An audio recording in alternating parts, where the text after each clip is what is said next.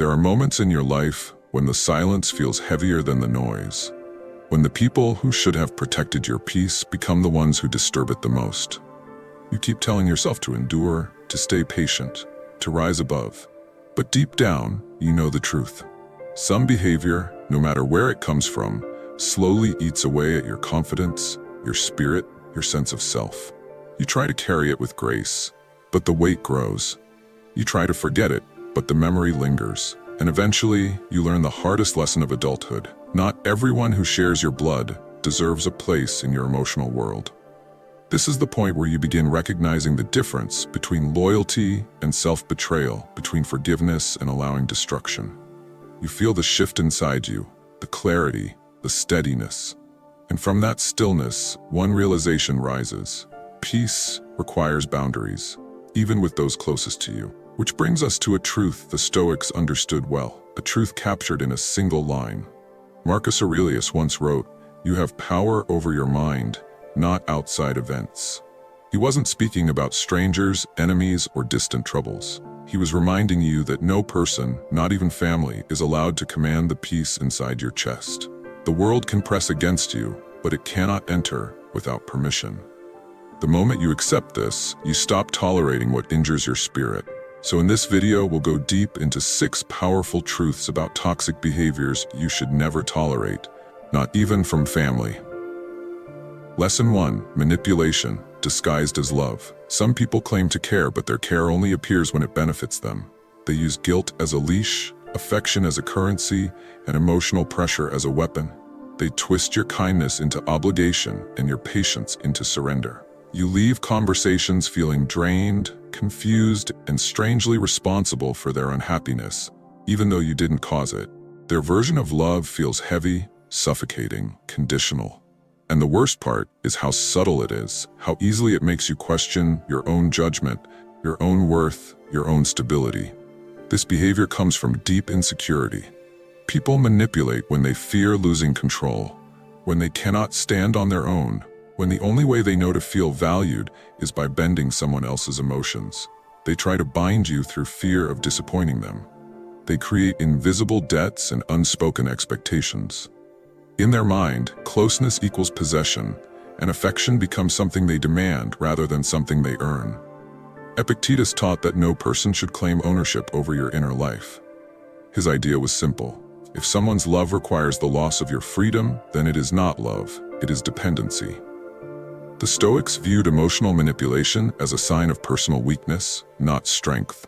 You were never meant to carry the burden of someone else's instability. To respond, you don't need to argue or expose them. You simply step back. You define what you will allow and what you will not accept. You speak calmly, clearly, without apologies. And when guilt appears, you recognize it as the chain it is. You choose peace over pressure. You choose clarity over confusion. You choose boundaries over emotional captivity. Lesson 2. Disrespect that repeats itself. There is a difference between a mistake and a pattern. A slip of the tongue can happen, a bad moment can happen, but when someone repeatedly speaks to you with disrespect, dismissing your feelings, belittling your choices, mocking your efforts, that is a conscious behavior. It chips away at your confidence little by little. You begin to shrink your voice, soften your presence, minimize your needs just to avoid conflict. Over time, you start believing that maybe you are asking for too much, that maybe you deserve less, that maybe peace is something earned by silence rather than dignity. People who show repeated disrespect usually do so because they assume you will tolerate it. They rely on history, on blood ties, on emotional familiarity to get away with what they would never attempt with anyone else. They speak from entitlement, not affection. In their mind, proximity excuses cruelty. They believe comfort gives them permission to forget your humanity. Seneca reminded us that a person's true character reveals itself not in rare moments of kindness, but in the nature of their habits. Stoicism teaches that disrespect is not just wrong, it is corrosive. It erodes the soul of both the giver and the receiver. Enduring it does not make you virtuous, it makes you vulnerable to internal decay. The way you respond is with firm, unwavering presence. Not anger, not shouting, not revenge. You simply refuse to participate in conversations that harm your self-respect. You remove yourself from their storms. You teach them, through action instead of argument, that your dignity is non-negotiable. Peace grows when you stop allowing others to speak to you as if your worth is optional. Lesson 3. Emotional neglect and selective support. One of the quietest forms of toxicity is absence. Not the absence of physical presence, but the absence of interest, effort, and emotional availability. You show up for them, you listen, you care, you check in. But when you need even a fraction of that support, the line goes silent. They become suddenly busy, suddenly tired, suddenly unavailable. Their love has conditions. Their attention has limits. Their concern has boundaries, but yours doesn't. And slowly you begin to notice the imbalance, how one-sided the bond has become, how lonely it feels to be the only one who tries. This behavior comes from self-centeredness. Some people see relationships as a source of emotional supply, not mutual support. They know you will be there, so they stop putting effort in. They assume your loyalty is eternal, so they give you the bare minimum. They measure worth by convenience rather than connection. Their selective support is not accidental. It is a reflection of their priorities. The Stoics taught that true connection is rooted in virtue, not advantage. Marcus Aurelius wrote that relationships are strongest when both individuals are committed to being their best selves, not when one takes and the other gives. When a bond lacks reciprocity, it loses its moral foundation. And a relationship without moral foundation is nothing more than an emotional transaction. Your response is simple but powerful. Stop expecting emotional presence from people who only recognize you when they need something. You choose emotional balance. You choose mutual support. You choose relationships that strengthen your life, not ones that drain it. Lesson 4. Constant criticism, disguised as concern. There are people who never speak to lift you, only to correct you. Everything you do becomes a target for their commentary. They phrase their criticism as advice, but the tone is sharp, the intention is heavy, and the outcome is always the same. You feel smaller after speaking with them. They question your decisions, undermine your confidence, and highlight your flaws as if it is their responsibility to keep you grounded. And slowly, you begin to internalize their voice. You hear their doubts in your moments of courage. You hear their warnings in your moments of ambition. Their criticism becomes a shadow over every step you take. People who behave this way often carry their own unresolved failures. They project their fears onto you because watching you rise threatens their comfort. If you grow, they have to confront their own stagnation. If you succeed, they have to acknowledge their own inaction. So they use judgment as a shield. They claim they are just trying to help. But the truth is simpler. Your progress exposes what they abandoned in themselves. Epictetus taught that another person's opinion only has power if you surrender your judgment to it. Stoicism reminds you that criticism is not harmful by nature. What harms you is the belief that someone else understands your path better than you do.